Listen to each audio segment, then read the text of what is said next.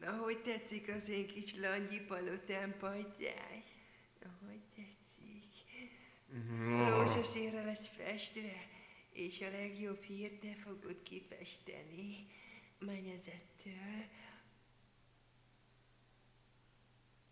Egészen a királyi vécéig. Na, jól hangzik, benne vagy? Ha tetszik, akkor megcsinálhatsz engemet.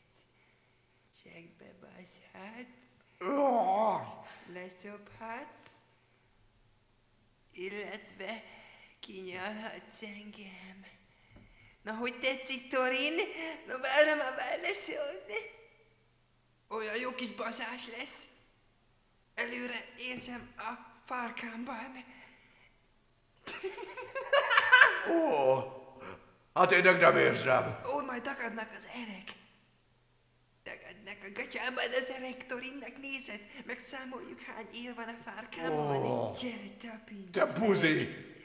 Gyere, meg akarom tapintani a faszodat, Torin. Gyere. Hagyd tapintsam. Mondd, miért hívtál ide engem? Ne buzuljál. Mondd az alkút, amit akartál nekem ajánlani, köcsög. Nem, baszni akartam veled. Nem akarok én baszni, te buzi. Miért? Kurva anyád! Megmondtam, én nem vagyok buzi, mint te. Miért? Rohadt ízléstelen faszobó. Te rohadt koronás köcsög. Mit bámulsz, ne nézzél rám így. Nem fogsz engem felizgatni, te faszopó félre, geci. Kurva anyádat, ne nézd rám, kinyomom a szemeidet, mert én egy isten vagyok. Akkor is enyém lesz a segjukán, hallod? Megkaplak téged, enyém leszel, ribancom leszel, mert szeretlek. Torin, érzem a farkát. De nagy vagy.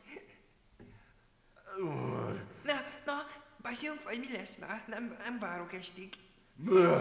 Gyere, Torin. Gyere, kutyám, nyald meg a talpám, nyald meg a szeres herémet.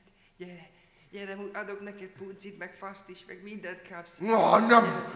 Gyere, gruppenbe is jobbhatjuk, Torin. Nem, én inkább elmegyek. Vigyetek innen. Ez az. Vigyetek el. Jó van, én vagyok. Dugás örömek. Nem.